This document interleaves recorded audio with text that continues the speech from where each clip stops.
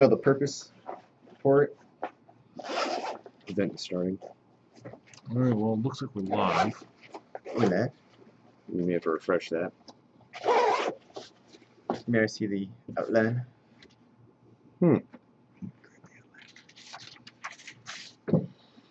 might have to check comments. Shortly? Or A minute and a half, possibly. Question for you, Dan. Wait, let's come outside. This is my thing right here. Here, go, Bob. You want to do that? No. What? Are you sure? Yes. Why? Because we got one here. All right, well, that's very. Oh, and there we go. All right, I guess we've been streaming for a little bit now. All right, well, why don't I start this? Yeah, I'll sit right next to you. Start the stove. Jesus. Well, welcome to the live show. Hello, everybody. It is October 22nd, 2013. I don't know why I looked over there for the year. Yeah, I hope everyone's doing all right. It's quite an auspicious day. We've got Ross here, who is actually in full force with his beard again, sadly. It'll probably be going very soon, as soon as I shave. I haven't decided who I'm. And then a couple hours later, it'll reappear. Man, it's a curse. It is a curse. Whatever. I haven't decided what I'm going to do for my Halloween get-up. Handlebar.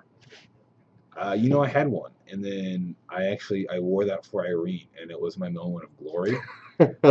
So I feel like it's too bad, because I feel like I wish I was brave enough to play without lower face mask all the time, but unfortunately I feel like I will get my teeth shot out. Yes, you would. So anyway, where are we? I don't know where we were going with that. Oh, well, we were going to our currently available promos. That's Yes. exactly where we're going. Actually, Russ, why don't you talk about our Shocker section, because it is Shocktober. Shocktober. It's like October, but it's shocking. So the thing is, you know about our shockers. They're on our website, and they are really cool. We have guns that are like super low. There was an XCR in there, I think, for really cheap. I mean, some of the shockers are 40 to 50% off. It's crazy good. However, Shocktober is this weekend, the 26th and the 27th, Saturday and Sunday. And basically, here's what's going to happen. You're going to have shockers that can run for 10 minutes, that can run for an hour, that can run for 2 hours, that can run all day, but the ones that are the shortest are going to be the best deals.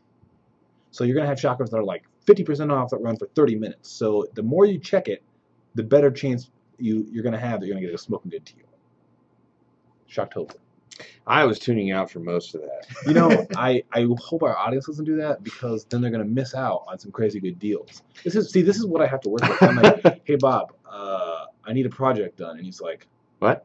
Did you say something? Like, just like that, right? That's what you wanted for me to... what?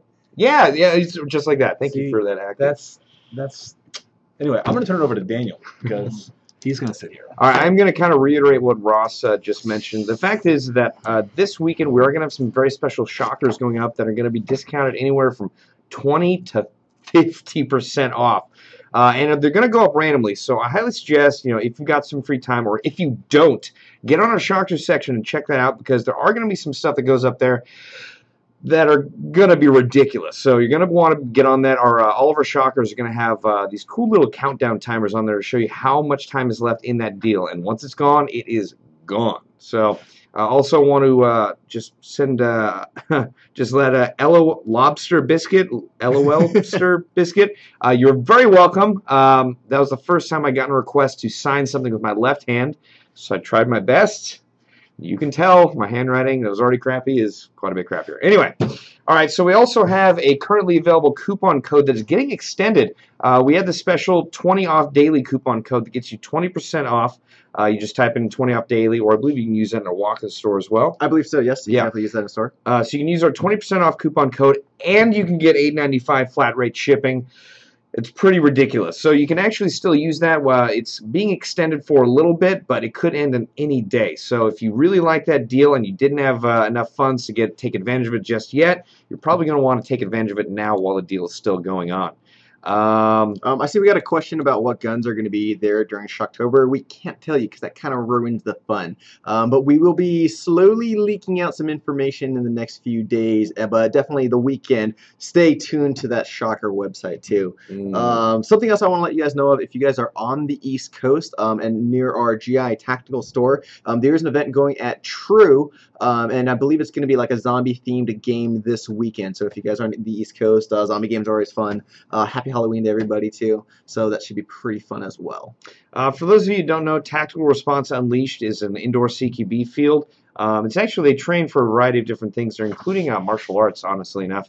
But a really cool facility. We definitely went and played over there last time I was in town. I played there. It was pretty fun.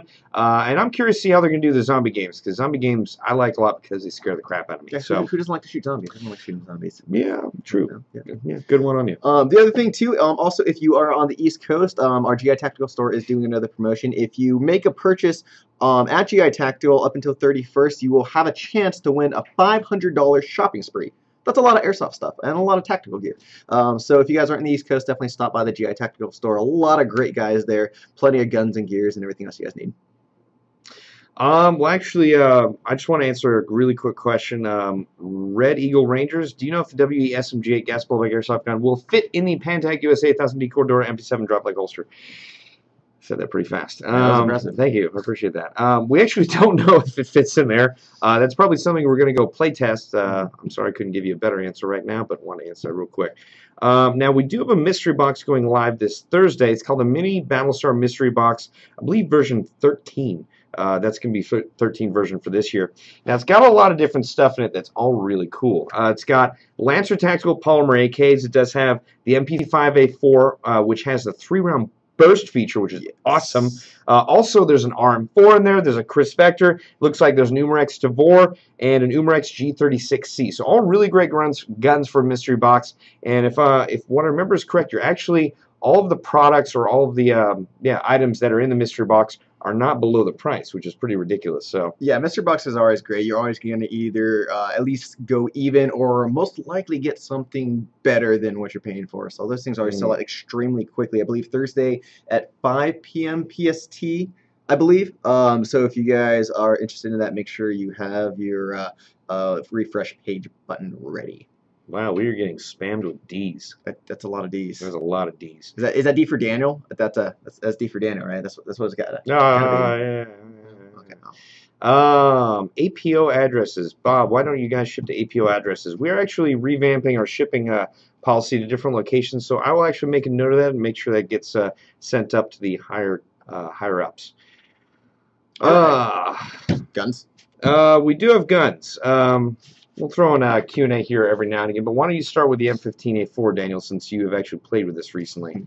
Okay, so if you guys are not aware, we just had Bob Rebels training camp this weekend at SC Viper. That event went really well. It was a lot of fun. It was an event that was tailored towards newer and younger players, and something that we just found out recently is this gun's not new to the airsoft market at all. This is the Classic Army M15A4 RIS Sports Line Edition. Goes for about like $185, gun, battery, charger, grip included. But the nice thing about it that we just found out is that the internals have recently been upgraded. There's some reinforced parts, steel bushings and stuff like that. So I got a chance to go out there and rock it on the field. I was actually running an 11-1 LiPo on it all day, and it was doing just fine. We actually just finished some videos that you guys will see in the near future, just talking about the gun, some features, and also about the internals.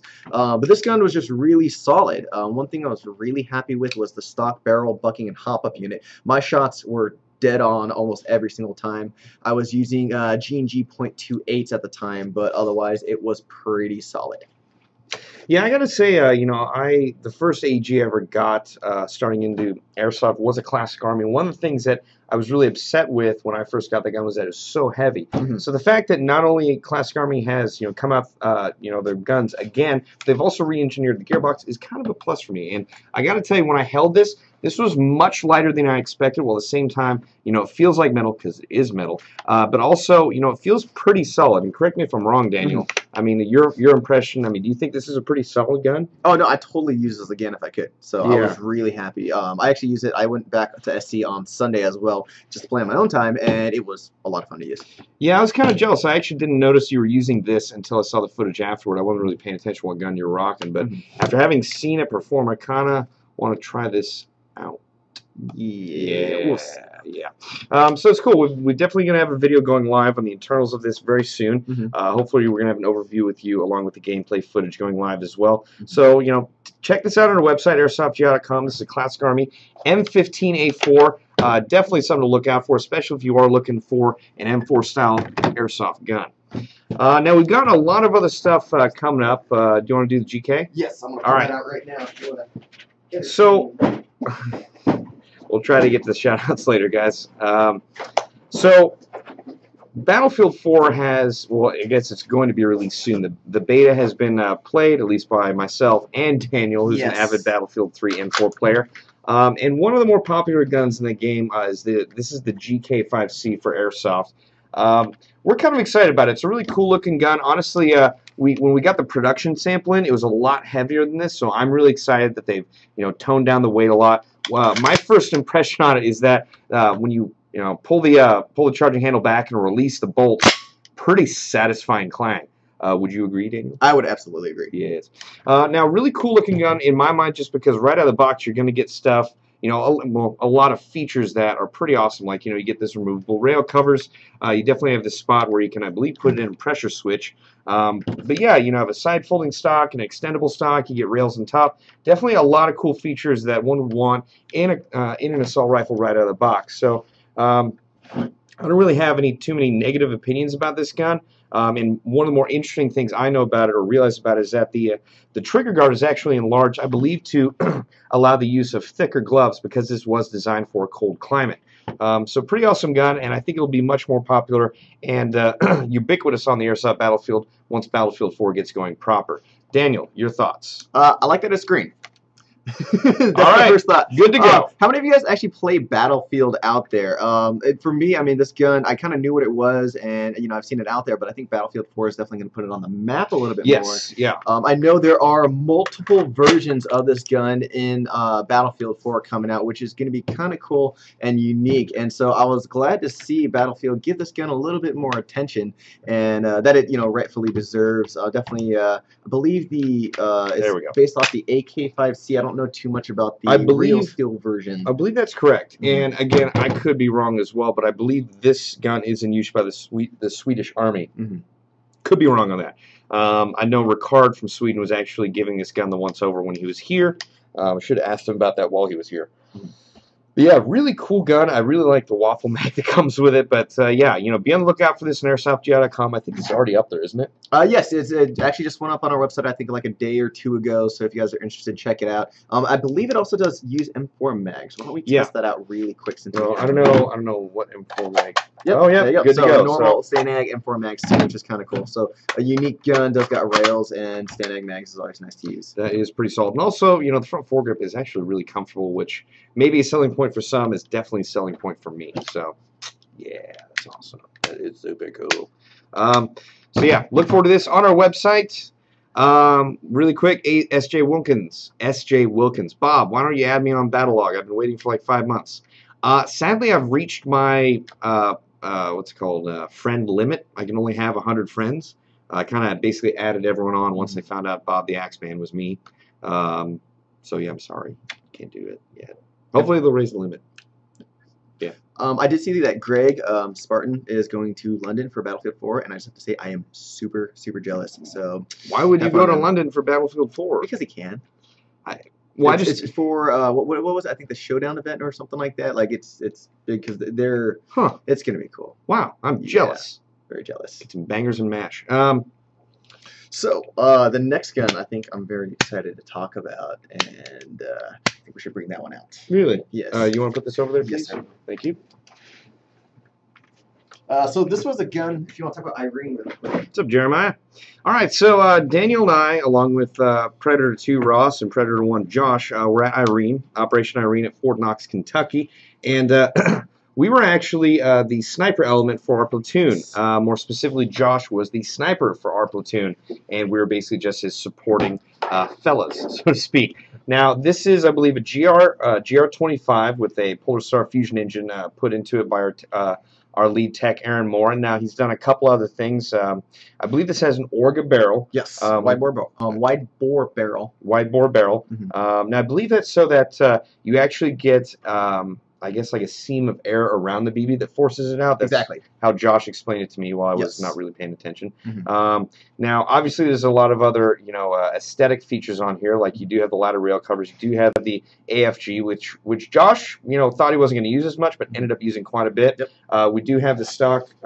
Forgive me, this is a Magpul stock. This is the why am I blanking on this? the SPR, the special purpose? No. CTR? No, not the CTR. I'm so embarrassed. Oh, who knows the name of the stock? I'm spacing right now. There's a lag, yeah. One of the questions I want to answer really quick is somebody was asking how a Polar Star works. So I think that's really important to understanding why this gun was so effective. What a Polar Star is... Sorry. That was rude. Finish up. What a Polar Star is, it's not your traditional gearbox where the air pressure is made within the mechanics of the gun itself. With a Polar Star, you have an air hose connected to an air tank that you will usually carry on your back, and the air pressure is transferred through a regulator stabilizer that is put directly into the or to the BB itself.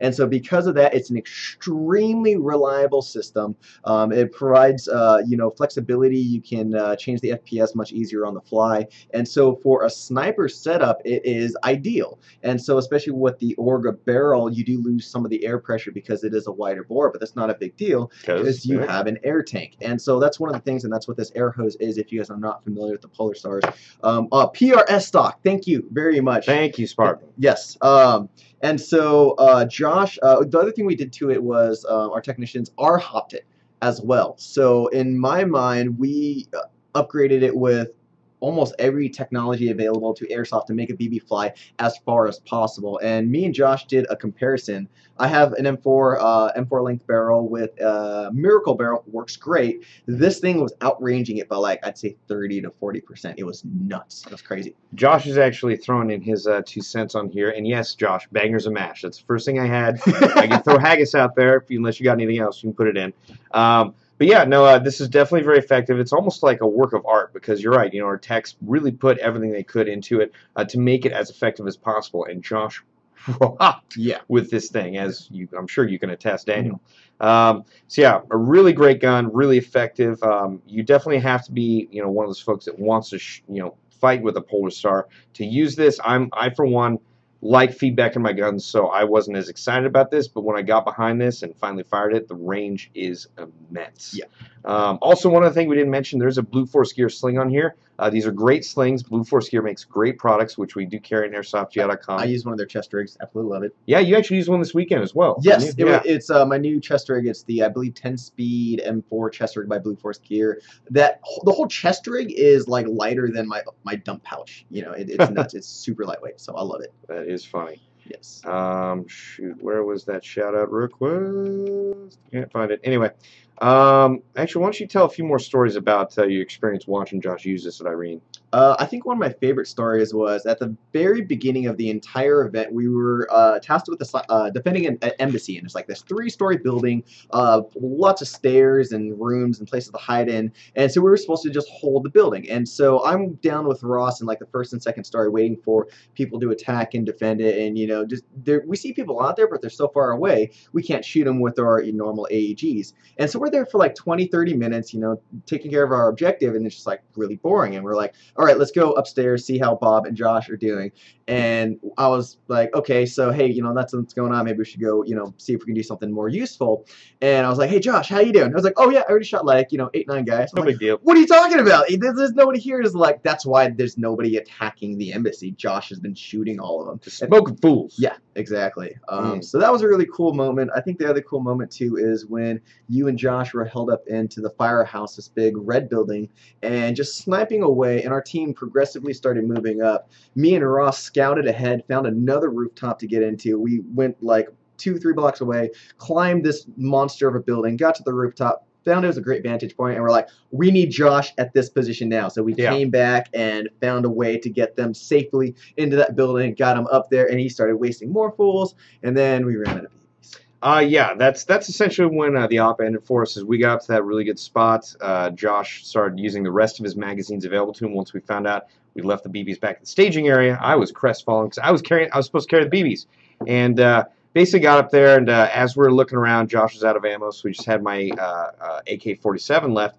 And right as I was about to spot some guys for Josh to just glass with his binoculars, I basically got sniped. So Josh took my gun, ended up dispatching more fools until the operation ended. I actually want to give a quick shout out to Craig from GamePod Combat Zone.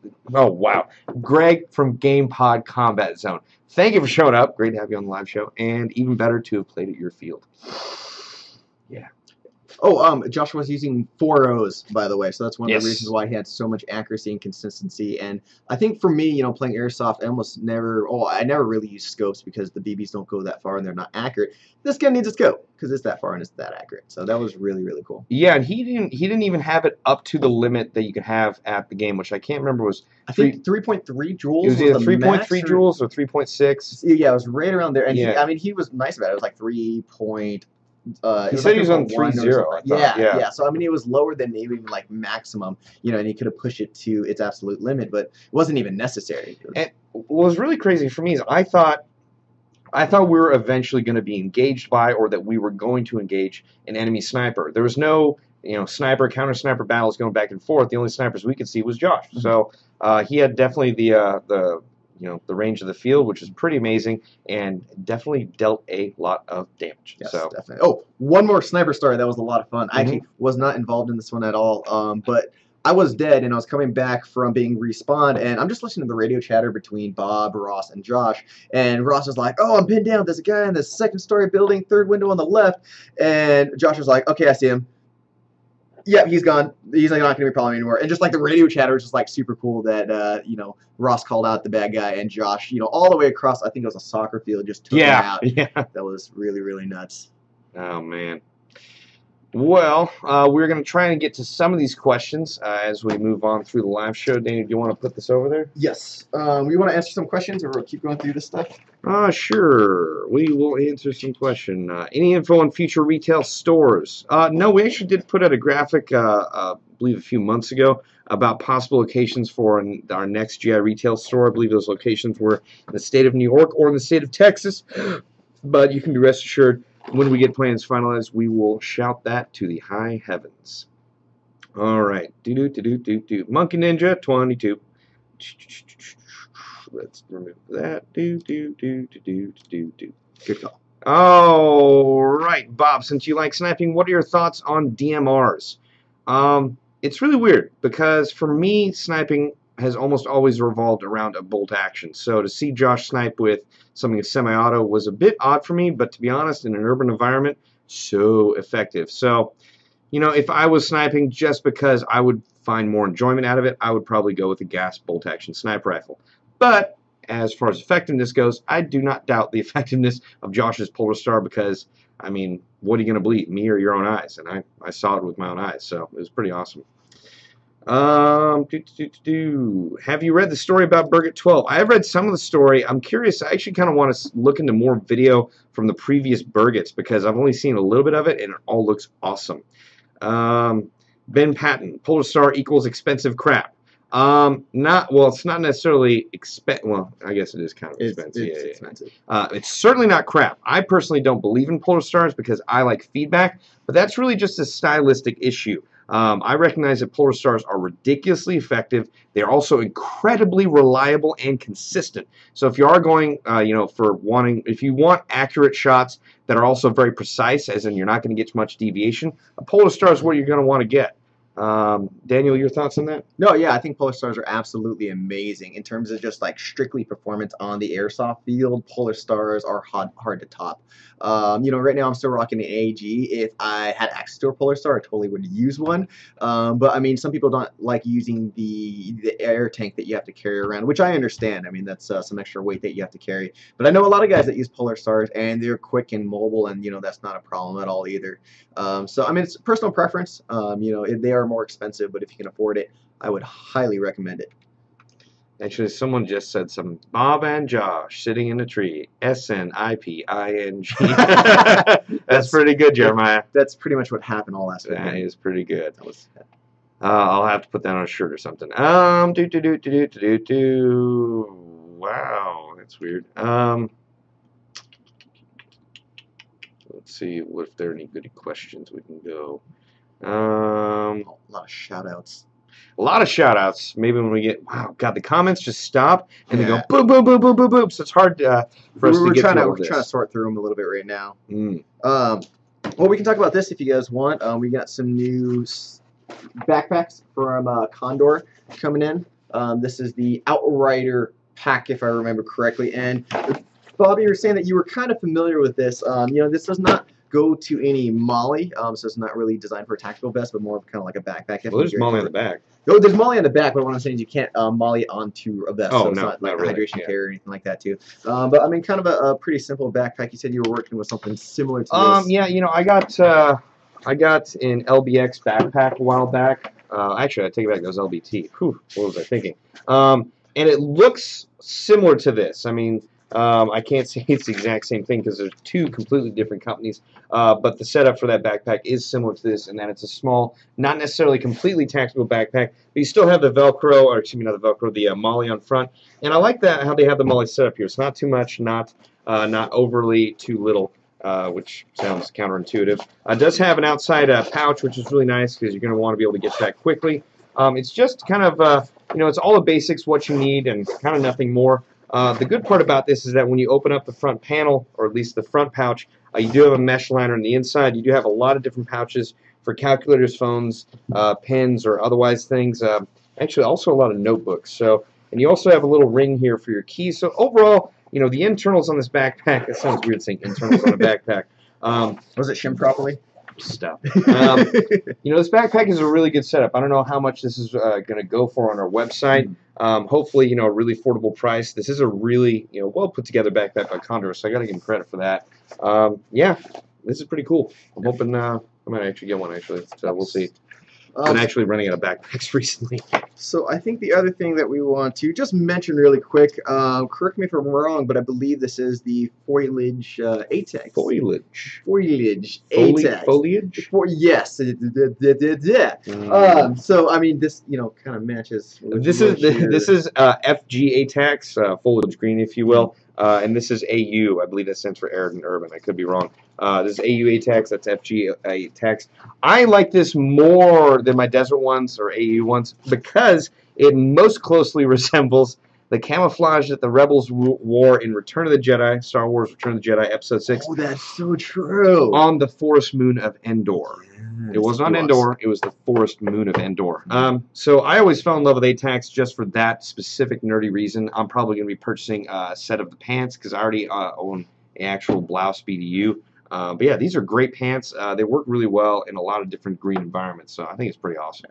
This is by Proper, by the way, if I did not mention so. So definitely some really good BDUs, good quality stuff. And there goes the comments. And there goes the comments. Wow, they're everywhere. I don't know if Josh is still here. Oh, wait. Very, very important question. Bacon or cookies? Bacon. Bacon. Or bacon wrapped cookies? I've had that. It's okay. I've had, you know, I actually had bacon wrapped Pop-Tarts. I had a rotisserie grill. I won at Filipino Independence Day. And yeah, it was surprising. You wouldn't think it'd be that good. It is. Nice. That's it. That's all I had. All right. Hey, what's up, Foxtrot Mitch HD? And Monkey Ninja 22 already gave you a shout out. Hopefully, we will be doing a range test on the Polar Star, although you guys got to fire it next to each other recently before we went to Irene, didn't you? Yeah. That thing shot so far. It was nuts. I mean, I think like 200 feet out and further, he was hitting guys like no problem. Like it was crazy. Yeah. So probably the farthest shooting airsoft gun I've ever seen, to be honest. Really? Now that I think about it, yeah, it was really out there. Now we do have some operations we're going to coming up. We are going to, or at least a team from GI is going to be going to War of Angels. Yes. I believe that is the weekend of the 6th. The 9th, I believe. Yes, you're 9th? correct. Weekend of the 9th. So whoa, that's a lot of comments going by. I know I need a shave. Yes. I think I have one more gun that we want to mention if we want to go over that. Okay, yeah, go for the gun. Let's see here. What equipment would be great to have for first-timers in the arena? Well, there actually are some gear setups on our website. There's a Lancer Tactical chest rig that actually comes with, I believe, 6 different pouches. It's all for $60. So, really good deal. I highly suggest any of the Lancer Tactical stuff because it's a great way to get into the sport without breaking the bank. Okay, that said, this is Mark's custom gun. Now, he's put some Instagram photos of this up. And he's done a lot of work to it. There it goes. So we figured we'd just, I guess, show it to you guys. Whew, I am yawning. Daniel, why don't you tell them about it? So I believe this is going to be a Noveski-based M4. I believe the internals are going to be VFC. We do have a 10.5-inch Noveski rail system on it. I actually forget the name of this stock. I forget if it's the Stop Mod stock. But I mean, most of it's pretty simple. If you guys know Mark at all, he always decks out his internals. So this thing's like shooting like 35, 40 BBs a second, like something insanely fast. But he asked that we put it up on the live show because you guys we're getting some questions on it too. I believe this is one of the newer AIM sports scopes that can magnify 1.5 to 4, which is kind of cool. It's definitely what you need for airsoft. You don't need anything bigger than that. Exactly. But what's really nice too is because you can zoom into 4 very quickly, you can use it as a spotting scope to see the guys further downrange, just so you know where they're at. You know, you got the intel and stuff like that. Illuminates as well, which is pretty cool too. But overall, a pretty cool and clear scope. So yeah, pretty cool. The reticle on the inside, I believe, is like a chevron too, similar to the like the ACOGs and stuff like that. That's cool. I should check that out. Oh yeah, and you said it was illuminated, huh? Do you know what colors? I think it's this right here. Blue. There you go. Nice. Let's see if there's any other colors. Green and red. Yeah, blue, green, and red. That's awesome. Yeah, Mark definitely does have a habit for having cool custom guns. He's been in a gas blowback fix recently with his LM4. But this is a pretty sweet gun. Is this his sight? I forget if that's his site or not, but I like it. Yeah, I do too. I kind of want one as well. Yeah. Some folks were asking, how is the TVB storyline going to change now that Tim is no longer in the picture? Well, the TVB storyline will continue. The war, or at least the fight for freedom, is still on, and the details of that are currently classified, but don't worry about that. Things will go on. And rest assured, I don't know, the hilarity and the battles will continue, but yeah, the next TVB date is classified. I'm going to leave it at that. Yeah, leave it at that. Mystery. A little mystery. I'm going to hand you that gun. Thank you very much. All right, let's scroll down and see what other comments we have. Do you think lipos and or polar stars can ruin the sport for younger players and draw them away? Oh, God, where are the comments going crazy? You know, it is possible that polar stars can draw or can, you know, push younger players away. But, you know, that's the same goes for just about any recreational day at an airsoft field. You know, if you get people who are overshooting, you know, that's something that's going to make people less likely to come back and play. So a lot of it, the onus is a lot on, you know, the actual fields and the game host to make sure that everyone has a really good time and no one's really overshooting. That's why you kind of see a lot of fields nowadays having the rule for, you know, no above 30 rounds per second limit. Like basically you can't have too crazy of a rate of fire, like 50 rounds a second. Who needs 50 rounds a second? Nobody needs 50 rounds a second. I mean, I know how Mark is. He likes to test out basically how much he can tech his gun. Like he has that, you know, it's like overclocking on a computer. It's not necessarily for the sake of running it that hot because you need it. It's like I want to see how far I can push this mechanical device. It's like why did you climb the mountain? Because it was there. Exactly. Yeah, that's exactly what it is. You just want to see how far it can go. But Mark generally tunes down his the rate of fire on his guns when he's playing with us, just so he's not a dick. But I will say, because of his amazing tech experience, he is a force to be reckoned with on the airsoft battlefield. It was actually really fun to see him out here at the Rebel Training Camp with his LM4. He actually had a pretty sweet setup. Yes, yeah. Actually, he let me use it for a little while, and that was fun too. You know, it's funny. I didn't even know he was there because he had the helmet and the shemagh. I was like, yeah, you can recognize. I was like, oh crap, Mark! He's like, what's up, dude? Yeah, he was like Kenny from South Park. Yeah, pretty much. Pretty funny. So that was pretty comical. Do we want to talk about the top question over there? Yes, we can. In case you guys haven't already seen our video, we did have basically a going away video for Tim. Tim has actually moved on to other opportunities outside of GI.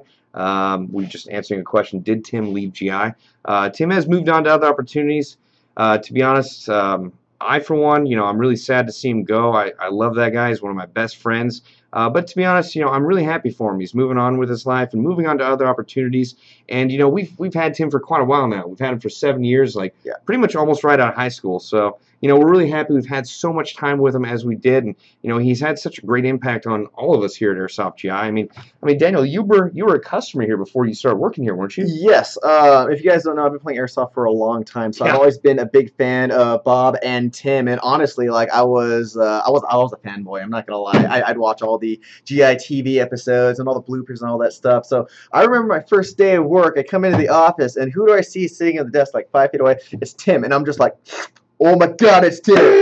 And Tim, just being a super nice guy, he takes me out for lunch my first day of work, and I remember that always stuck with me. And ever since then, just seeing all the hard work that you guys put in and stuff like that too. He was a huge influence on me, the Airsoft community too. So we were really sad to see him go, but we're really happy for him all at the same time. We wish him the best of luck too.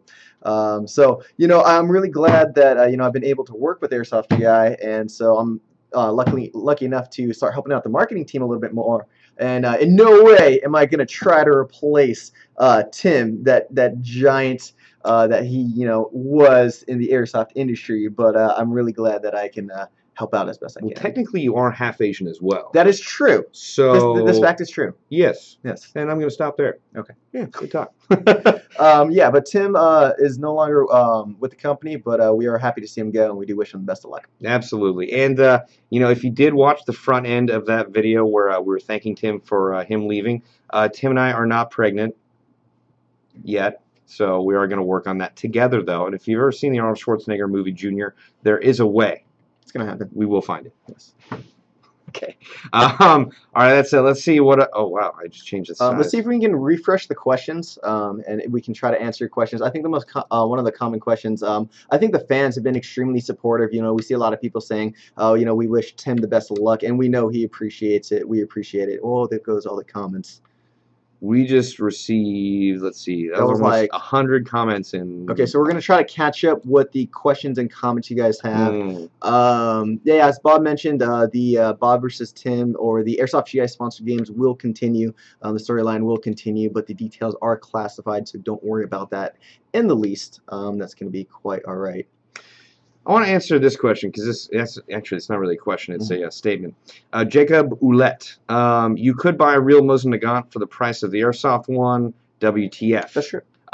Correct, but that's also because there were just oodles and oodles of those Mosin Nagants made way back in the day, to the point where it got so cheap because there's so many on the market. If you wanted to make one, fresh, that had all of, I guess, a lot of factory accessories on it, or at least like modern implements, it would be.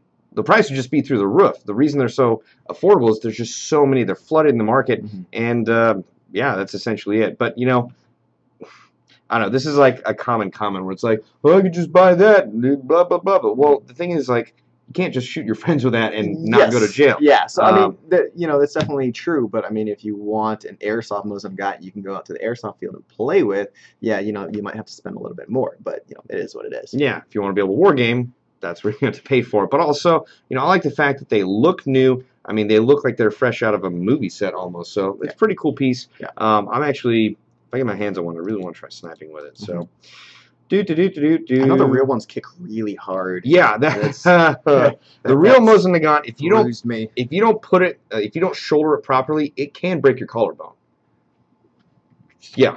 So that's all I got on that. Bob, would you suggest an M16-based platform for DMR or something else? Absolutely. I believe, I can't remember exactly what they're called, but was it Mark 11 mod something? Those are an M16-based platform that is used by a variety of services right now for a DMR, or at the very least sniping. So that's something you can do, and it's very doable. I actually have used my M15A4 somewhat in a DMR capacity. I just had it upgraded, and I was essentially our squad's long-range gunner, so it's doable. If you're looking for a DMR M16 to like deck out, one gun I would highly recommend would be the Echo One Platinum Edition M16. That is a great base gun for a DMR setup, mainly because it's extremely customizable and reliable straight out of the box. Externally, you can change out all the parts. Internally, too, standard version 2 gearbox, you can throw in harder springs to get a higher FPS. You can make it semi-auto only, MOSFETs, all that crazy cool stuff. So that's a great gun to start off with. Yuri Makarov, aka Black Ice, badass YouTube handle, by the way. What's the best sniper upgrades for bolt actions? In my opinion, the first thing I would do, and because I normally use a gas bolt action sniper rifle, I would upgrade the barrel, because that's really the only thing that you're going to be able to upgrade and still, you know, I guess you could upgrade the barrel as well as the hop up. So I guess barrel and hop up. But that's the only thing I can think of on a gas sniper rifle. On a spring sniper rifle, that'd be quite a bit different. Yes. You know, obviously you'd want to upgrade the spring to achieve that higher FPS as well as the barrel and a hop up. But as far as gas sniper rifles, those are my recommendations. Daniel, do you got any?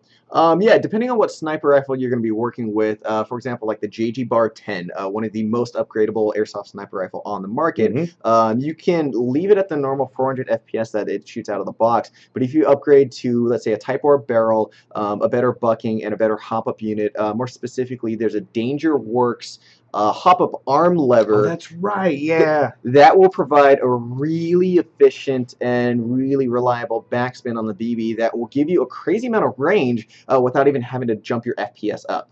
So, I mean, that's one way you can achieve more range and accuracy without having to worry about the spring, the piston, the cylinder, stuff like that, too. So that's a great way to go about it. But, you know, it really depends on what sniper rifle you're working with, too. I'm a wholehearted supporter of DangerWorks, both the man and the parts, because he makes parts for airsoft guns that he needs for himself, but also that are definitely not covered by other companies in our community. Like, we know when the MP9 and the MP7 came out, there weren't any low power bolts. I remember hearing like straight from KWA that, you know, we're just thinking that, you know, these are 400 feet per second machine guns or submachine guns. You know, CQB Fields will just switch over to 400 feet per second. No. That wasn't going to happen. No. So, I mean, there's a definite gap in the market that DangerWorks filled with his flute valve, so I was able to use my MP9 at CQB level speeds. So, you know, I really like that DangerWorks is still out there as a parts manufacturer, because his parts are great, and they fill a specific gap in the marketplace. Bob. Oh, sorry. Oh, I had a funny story about DangerWorks. Do it. I met the owner operator of the company. I was working at the store and I was helping out a customer, and you know, he gave me his email address and it was like DangerWorks, and I was like, oh, he must be an employee. I was like, what do you do there? He's like, oh, I am DangerWorks. DangerWorks Dave. Yes, exactly. And I was just like, oh. And at that point, I proceeded to ask him a crazy amount of questions because I was just super curious. But yeah, that's pretty much what happened. Yeah. Anyway, continue. Nope, I'm done. Oh, okay. No, I'm just kidding. Bob, please do a tactical gear heads for cold weather and or snow. That's actually a very good request. I was talking over with some of my cohorts here about that specific factor, because a lot of the airsoft guns, or at least some of them that we carry, actually have trigger guards that are made for using you know, very large gloves, as if you're playing in a snow environment, or I guess a cold weather environment, like the GK5C. Or even some of the SIG guns, the SG552, they have the trigger guard that slides to the side. Yes. That's for, you know, cold weather fighting.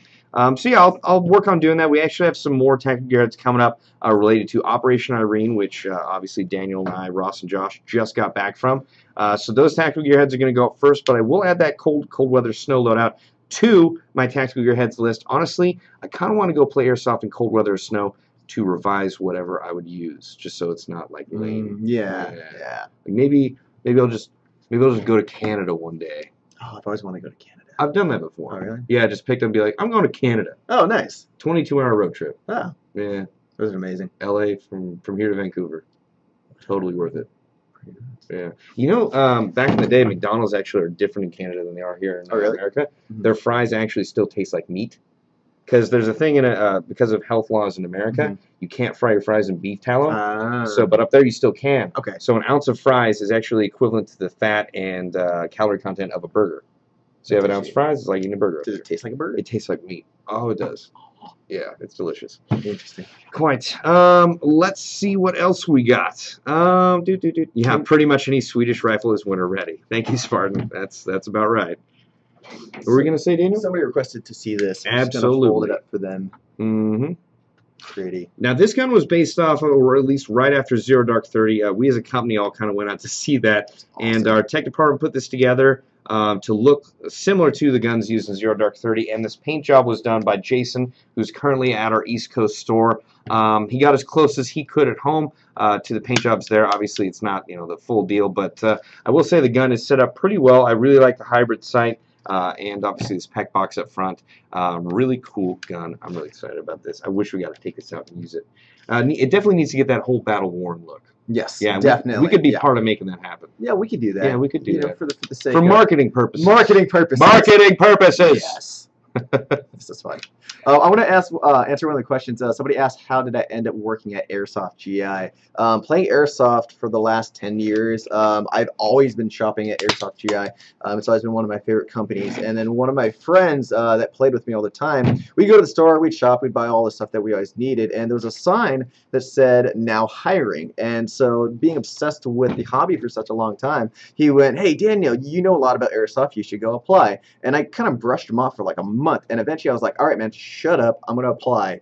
And then eventually got the job at the sales floor and then been here for the last about 2.5 years or so. Wow. So, yeah. It's weird. You've become such a fixture on the sales floor. I thought you'd been here for longer. No, about 2.5 years. Huh. Yeah, I can't think of the sales floor without thinking, damn. Yeah. Really want to give a quick shout out to Norelco1. Thanks for saying hi from Israel. Thanks, buddy. Good to hear from you. Let's see what else we got here.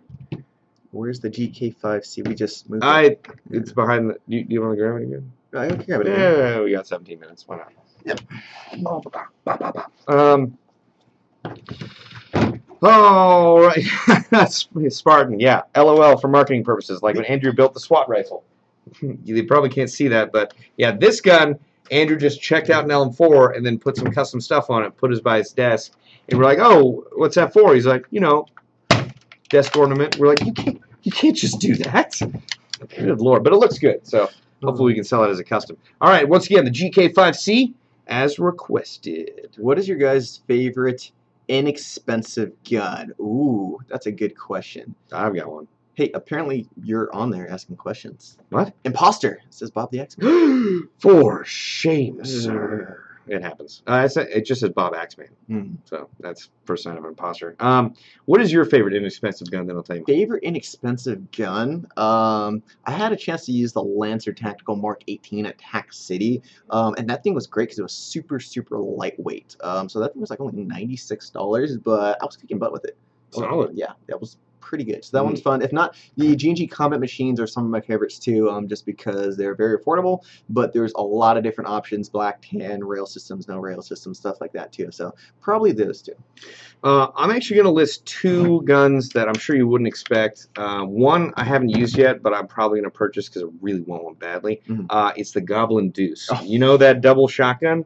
It looks so much fun. It is, yeah. It also looks like the shotgun that the Scout uses in Team Fortress 2. Nice. Yeah, right? Nice. Now, one gun I have used that is inexpensive and very effective is the Derringer. Now, the Derringer pistol was basically designed as a hold-up pistol or a concealable pistol for ladies in, I believe, the 1800s. And they made airsoft versions of it, and I got to tell you, I remember being a driver at an operation that I had created back in Kern County, and I remember getting captured, and I remember them searching me for weapons, and I remember them not finding the Derringer. And I proceeded to shoot 5 different people with the 8 rounds that I had available to me. So, a very effective pistol, and surprisingly, at short to medium range, shockingly accurate. And it's really fun to shoot someone with that, and it's so embarrassing to get shot by it. So, I highly suggest checking out the Derringer as well as the Goblin Deuce. Great gun, really fun, really unexpected, and very practical. I have a Derringer. I love it. Good stuff. Nice. That's sick. I saw a few questions I want to answer. Somebody asked if our technicians do work on GBBRs. Generally speaking, we do. Like the LM4s, of course. A lot of the WeTech stuff too. So if you guys have any questions, feel free to give us a call, and most likely we can work on it for you. Dual-wield Derringers at TVB. That would be fun. Actually, I remember Line Claws 10. I saw a guy out there. Line Claws 10. Some guy was out there, 2 Derringers. And he was like, I'm going to get somebody with this. And I saw him like hours later. I was like, did you get anybody? He's like, no.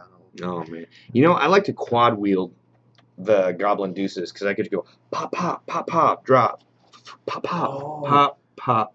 We should do the Boondock Saints if we can somehow. The six pistols? Yes. Just drop the Goblin Deuces and keep going. Yeah, I wouldn't want to drop them, but yeah. I mean, you saw the 6-pistol loadout I did because I just have like 4 dumb pouches, so you can just drop them in there. Yeah, that works.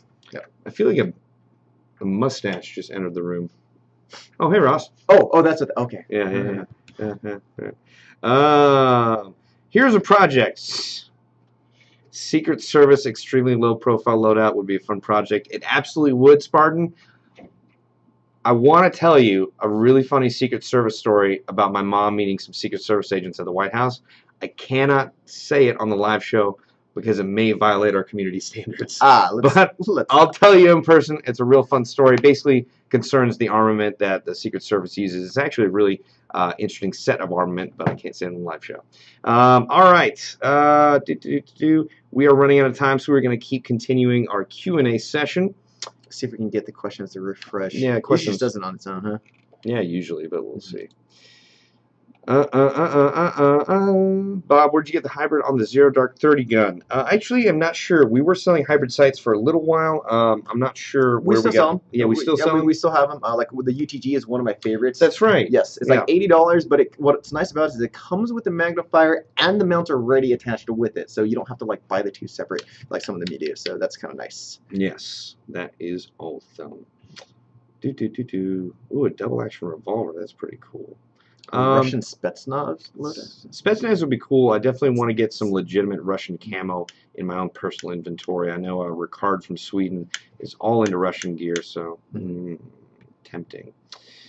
All right, Splinter Cell loadout. That would be tough, but not undoable. That's true. You'd have to find the 3-way. And I have one. Oh. Yes. Solve that problem. Got it at Toys R Us. I walk around Toys R Us. What do you want from me? They used to have a big candy section with Wonka bars. Somebody asked if we could do a stress test of the Lancer Tacticals. I believe we did do that, where we like hooked it up to a huge battery and ran like high caps through it. Lancer Tactical guns. Yes. Yeah. And I believe there is somewhere in our YouTube channel, so I'll see if I can find it and post it up later. But that's something that we did do. Pretty sure we did a stress test on that. Yeah. Would you like to play Airsoft in a plane like a jumbo jet? That would be intense. That would be kind of crazy. Like I'd have to rock a pistol or something. They actually have done games like that before. Actually, before I went to college, you know the Mojave Graveyard? It's basically a graveyard in Mojave where they put all the derelict planes from like any different like United Airlines, American Airlines. When their planes go out of service, they get mothballed at the Mojave Graveyard. And when I was in high school, they actually had an airsoft game out there where it was counter-terrorists versus terrorists, and it's basically winner take all, whoever wins. So it's pretty fun. It'd be nice if they could do that again.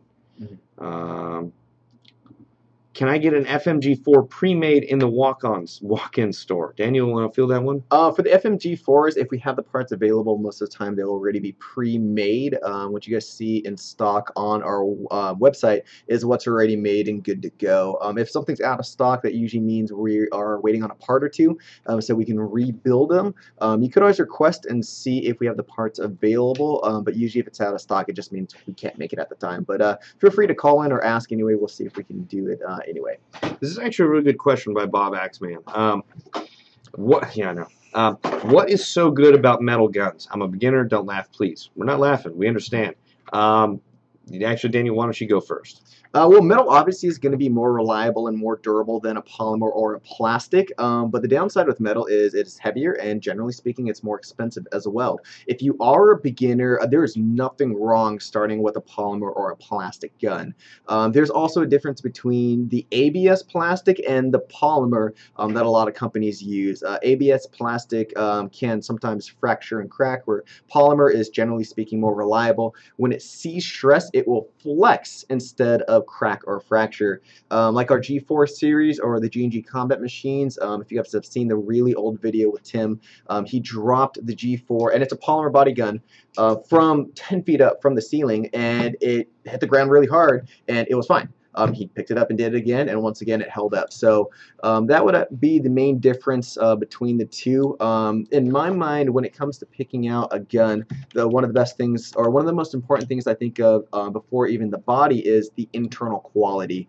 because there's so many parts of an AEG, there's gears, pistons, and stuff like that too. I always want to make sure that is reliable and good to go, and then go from there. That's usually my first pick. That was a very good explanation. Oh, thank you. Yeah, no, I would agree. I mean, there's a definite difference between getting a metal outer gun as well as a gun that has a metal gearbox, and that's why I figured it'd be best for you to explain because you were basically going to say everything I wanted to. So perfect on that one, and very good question, Bob Axeman. No one's laughing here. A lot of people don't understand the difference. In fact, for a long time, I didn't understand the difference of why a plastic gearbox wasn't as good as a metal gearbox. All right, so really scroll down. I think it's right there. Yeah. Okay. So someone asked a second ago how you can find that hybrid sight on our website, or at least the magnifier site.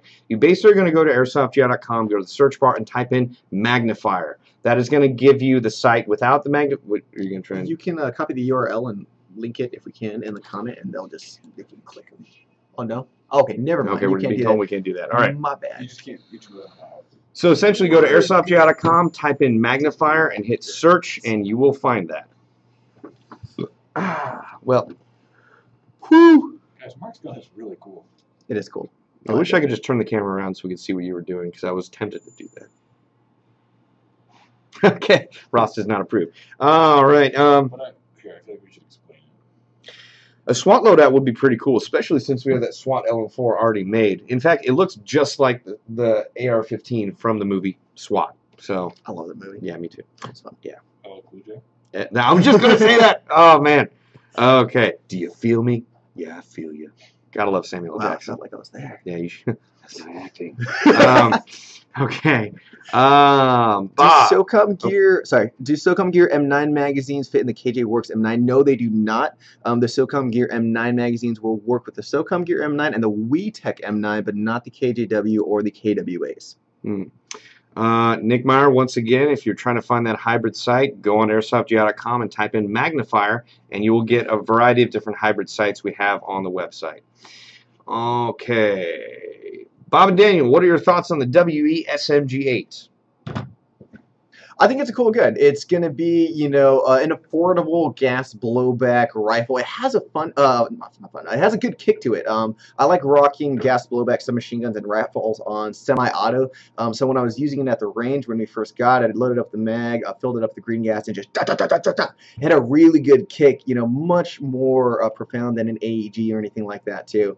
So it's nice that it has gas blowback submachine gun, and it's not super expensive. I think it's like $180, or I think it's on sale right now. At least $145. Yeah. And so I know we got the tan and black ones in, but the tan ones are so popular they sold out super quick. Yeah. So I think we have a few of the black ones left, but definitely a cool gun. Bright Sin X360. You just got a shout out. Congratulations. Have a good time. Go to sleep. Enjoy that. Yeah. I want a shout out before we went to bed. Shoot. Oh yeah. My thoughts on the SMG8 are as follows. It is incredibly affordable. It is a very good way to get into playing with a gas submachine gun. That said, if I had the choice between a WE SMG8 or a KWA MP7, I would choose the MP7 because KWA has a better track record of standing behind their products, and also their RMA program is really good as long as you don't use propane. Yeah.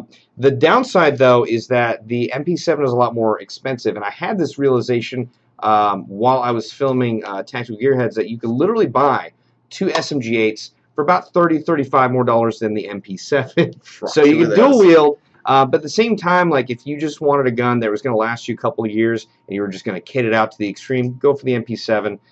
You'll probably have more longevity out of that gun. But if you want to, get the SMG8. So it's I really like where we are as a community in Airsoft, because when I started, there were so few options available, and now there's almost too many options. There's too many things to decide on, and that's it's like almost first world problems. Like, oh, I have all these great things. What do I pick? I'm so depressed. It's a good problem to have, and I'm really happy for our community. Yeah, definitely. When I first started playing, my first gun was a Tokimori P90, so I picked up that box mag, and like everything all ready, good to go was like what, $300–400. So it was pretty expensive. Now you can get on some affordable guns that are still good quality, going to perform great out of the box, but you don't have to drop $300–400 or more. So that's kind of nice. Absolutely. I would like to throw a shout out again out to GamePod Combat Zone. I don't know if Craig is still here, but you remember we were talking about playing airsoft in planes. Yeah. I blanked. They have a plane at the damn field. Mm-hmm. Yeah, so there is a plane as well as a control tower at Game Pod Combat Zone. I will say, you know, there aren't seats in it, but it can be a really hairy situation to try and take that plane. We tried to do that at Tim vs. Bob 5, and it was tough. I think we used 6 Thunderbees. Yeah. Okay, I'm going to go into lightning round and try to answer as many questions as we can, as quickly as we can in the next 3 minutes. LM4 or Wii GBBR? I would go with the LM4. That'd be my pick. Somebody asked if we like Cryptek. Cryptek camo is pretty dang cool. It's different, unique, but very effective as well. We have G-code holsters. Mr. Man Jones, I did not forget about you. What is my favorite gun? I'm a huge 1911 fan. I have a real 1911 and a bunch of Airsoft 1911, so 1911. Mm-hmm. What's your thoughts on the Wii Scar? You know, I have had a chance to use it. What am I talking about? It is really fun. I do like scars. I like gas blowback scars more than I like regular scars.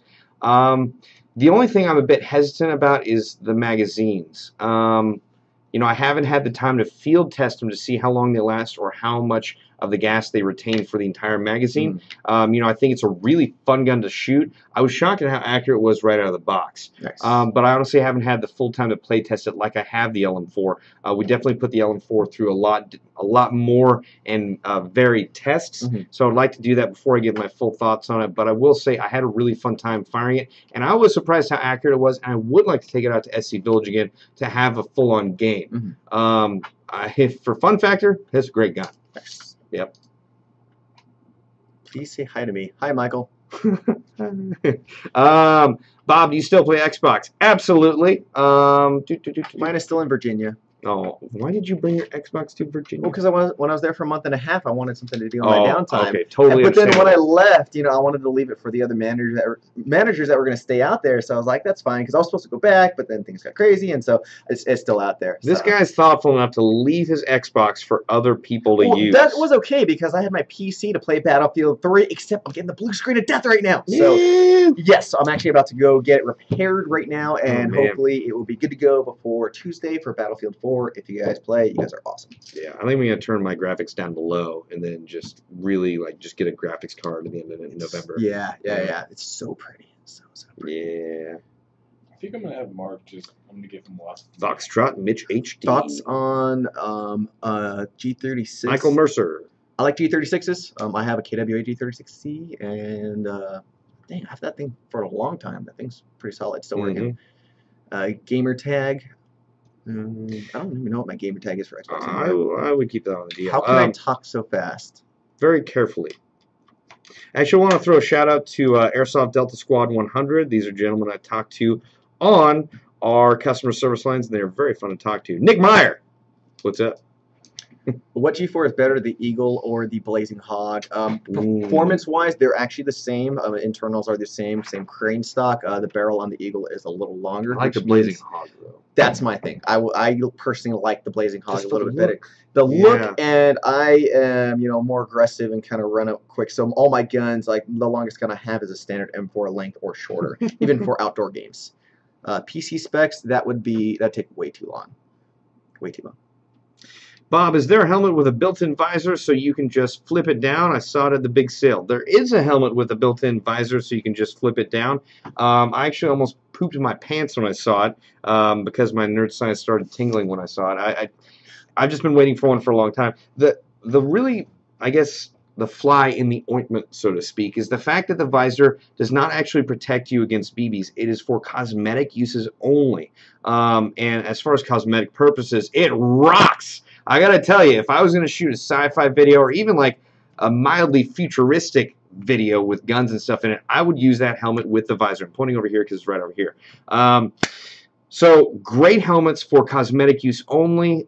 Do not use those visors for actual eye protection. Even if you were iPro under them, I would suggest flipping it up for your airsoft games because, you know, if you do encounter BBs heavier than 0.20 gram BBs, it's possible it may fracture or do anything else. So do not use it for anything other than cosmetic purposes, but for cosmetic purposes, it's awesome. Nice. Yeah. I want to answer one of the other questions, and I think this may be the last one because we're running out of time. There was a question saying the Elite Force 4 CRS or the KWA LM4. You have to decide between those two guns what you're going for. The 4 CRS is an AEG, so because of that, that is going to be, you can have high cap magazines, batteries to charge at home. The LM4 is a very realistic gun designed for that purpose. So you only have 30, 40 round magazines. You have to continuously pay for green gas. So realism, if you want the realism, go with the LM4. If you want to be competitive on the airsoft field, go with the Elite Force 4 CRS. Both amazing guns in their own way. Agreed. All right, well, that's actually going to do it for this live show. We're actually 2 minutes past the due date, so to speak, on that. I want to thank you guys for all stopping in. We're actually really excited to welcome Craig from Combat Zone, as well as Spartan1117GW, as well as a bunch of our other YouTube friends, as well as our folks that call in on the customer service lines. It was actually great to hear from all of you guys. I'm Bob the Axeman Hildebrand. This is Daniel Hymus. I don't know if we have a middle quotate. We'll come up. We'll get something. We'll get something. It'll happen. It'll happen naturally. Daniel Chex Mix. Chex Mix. I do like Chex Mix. I'm okay with that. Yeah. All right. Well, we will end it on that. The show's probably going to go on a little bit longer because I was actually never shown how to turn this off. Oh no, I got it. I got okay. this. Okay. Good. All right. Okay. Let's see. All right. Let's see.